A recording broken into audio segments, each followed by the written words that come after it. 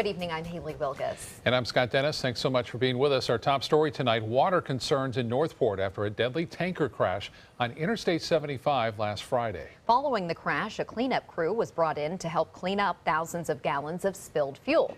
But we learned yesterday they didn't get it all. Some has now leaked into the water supply in Northport. ABC 7's Christopher Brantley is joining us live with more on the situation there. Christopher. Well, Scott and Haley, officials urge residents not to panic. They say the fuel contamination was small and contained, but some residents are still taking precautions. Catherine Lanza is among those who are playing it safe, boiling water before using it. It's very concerning when you're talking about the water we drink.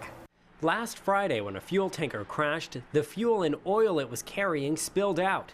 The Department of Environmental Protection, who is the lead agency, hired a company to clean up the mess, but there was still some left over. We did have a couple heavy rainstorms between Friday night and Monday.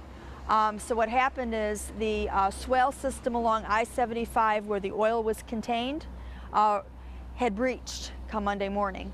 It wasn't until Tuesday morning that these oil sheens were spotted in ditches nearby. The DEP put out booms. The intent is to hold back any kind of contamination if the oils would come through. Problem is, these ditches are all connected, and they all run here to the water treatment facility. This is the Myakkahatchee Creek, where most of the drinking water for the city of Northport comes from. Since that oil sheen was found on Tuesday, it's been turned off, and the city's water is coming from the Peace River. We toured the Peace River Water Treatment Facility earlier this year. They supply water for Sarasota and DeSoto counties and are the backup for Northport. The DEP has been regularly testing water at Northport's facility. Yesterday, they pulled a sample at the intake structure at the water treatment plant.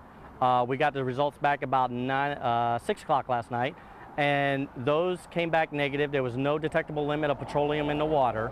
But Northport's Catherine Lanza isn't taking any chances.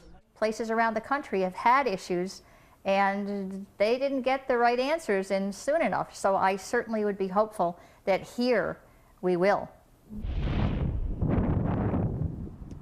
And today, the city of Northport officials wanted to make abundantly clear that the DEP is in charge of testing the water.